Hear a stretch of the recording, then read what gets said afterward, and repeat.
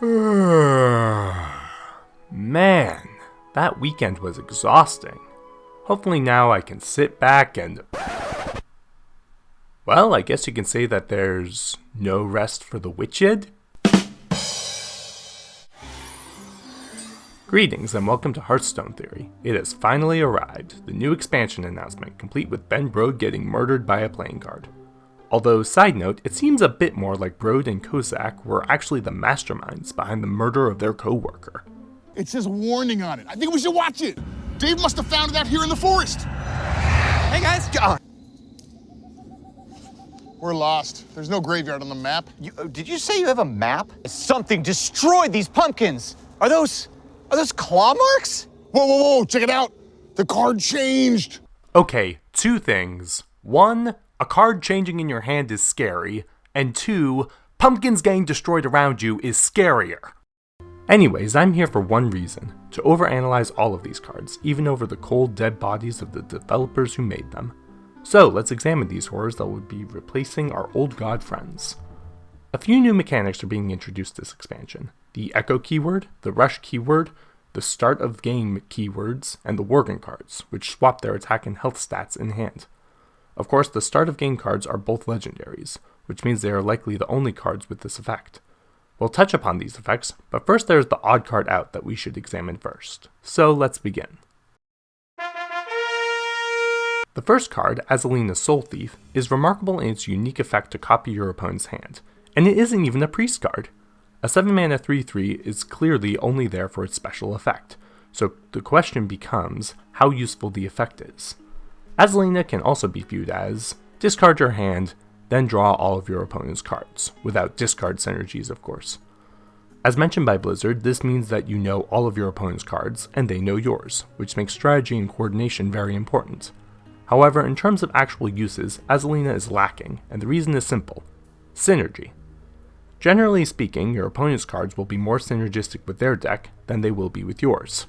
Divine Favor would be a more reliable option for refilling your hand, since those cards are your own rather than your opponent's. On top of that, Azalina fails to synergize with your own deck, since she gets rid of your other cards. So, when can Azalina be used? Well, consider one example: your opponent having just finished a quest. You get that reward without having to cripple your early game like your opponent did. You can also consider cards like King Togwaggle, which place cards in your opponent's hands that you would like to have in your own hand. These two examples show that Azalina has two uses: as a tech card against particularly powerful cards that you know your opponent has in their hand, and as a combo card with effects like Togwaggles that give your opponent cards. It by no means works in a traditional deck, but as a tech card and a combo card, it is definitely intriguing. Okay, odd card out of the way, let's look at the rest of what we got. In the words of DJ Khaled, another one. For the turn that the Echo card is played, it can be played again, and again, and again. We've seen this before with Unstable Evolution, and now any card can have this ability. The strength of that effect is strongly dependent on cost. The 1-mana card Unstable Evolution is weak on its own, but its ability to repeat gives you 10 different options for playing it. Additionally, each use of the Echo effect is more powerful than playing the base card, because the additional cost of the actual card played from your hand is factored out. So the more times you can Echo, the better it is. What can we expect going forward? Well, because Echo cards are only impactful if they are played many times, low-cost Echo cards will be intriguing high-mana plays. This is exactly what we've already seen with Unstable Evolution. Control decks will likely consider strong Echo cards for being acceptable early game and moderate late game. Of course, for 3, 4, and 5 mana cards, the Echo effect is much less impactful, so Phantom Militia does not excite a huge amount. Its flexibility and power boost will definitely allow it to gain traction in Arena, but even a 9-mana 6/12 Taunt isn't strong enough for Constructed. Moving on. Blizzard has been doing its best to figure out the means to give charge without the face damage, between cards like Ice Howl and Charged Devilsaur. When you look at most charge cards, the vast majority of them are used to attack the opponent's face. This is because, with a few exceptions, face damage has no downside. Trading minions, meanwhile, has you trade your tempo for your opponent's tempo, which is usually worth it, but sometimes not.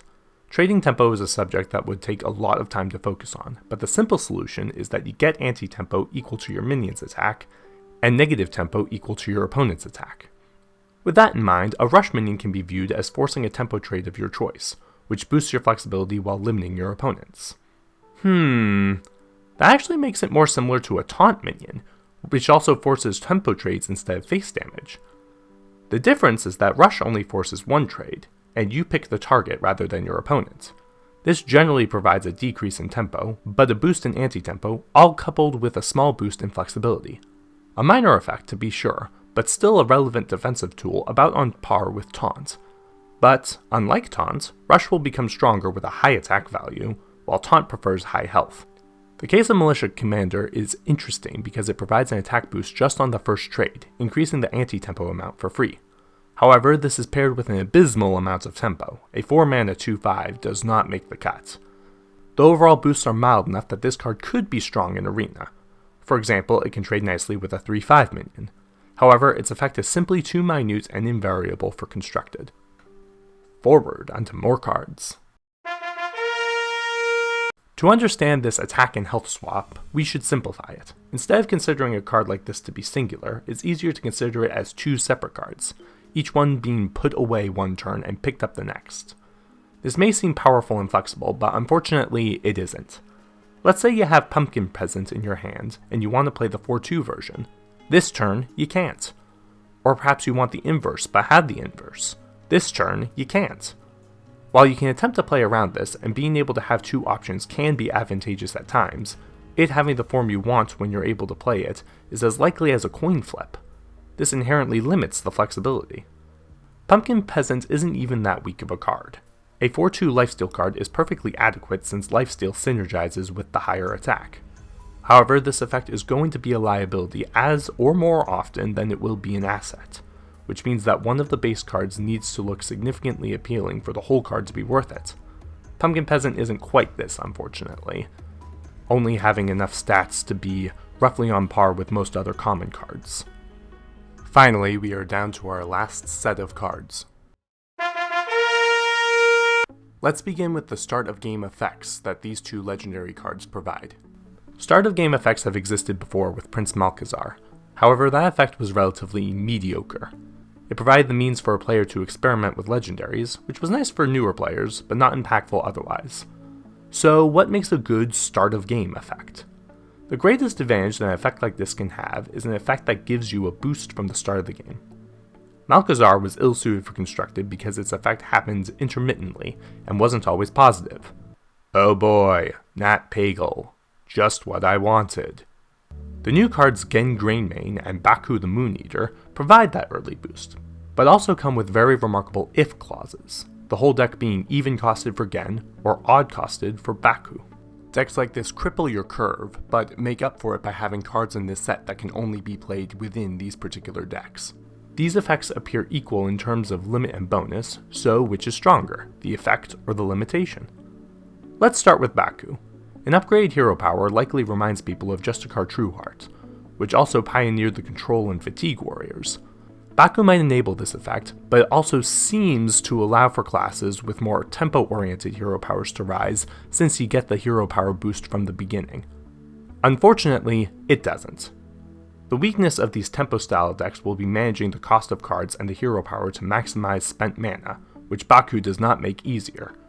Consider turn 4 when you have Baku and only odd cost cards in your hand. That will be miserable, impossible to spend all of your mana. Additionally, this 9 mana 7/8 is dreadful on its own, and has the added bonus of preventing you from using your hero power the turn you choose to throw him out. He's basically a dead card in your deck, not something a tempo deck would want. So, unless Blizzard provides more cards that have this condition on it, that are aggressive in nature, the only decks that will love this card will be decks like Control Warrior, that can make use of extending the game and get the most use out of their hero power. However, a Control Warrior without even cards seems hard to build. We'll have to see. Finally, we have Genn Grainmane. This card appears to be similar, strengthen the hero power, limit the deck. It also avoids giving this hero power boost to later hero powers, such as those from hero cards. So, same story. Limits decks, weak on its own, ultimately too challenging, right? Well, no. I believe Genn to be superior to Baku, for one main reason. A 1-cost hero power better ensures that your mana is all spent. Picture the game. Turn 1, hero power. Turn 2, 2-drop. Turn 3, 2-drop and hero power. Turn 4, 4-drop. 3 cards spent in 4 turns, but all of the mana spent. This is a tempo deck's dream. The core difference between these two effects is synergy in a very unusual way.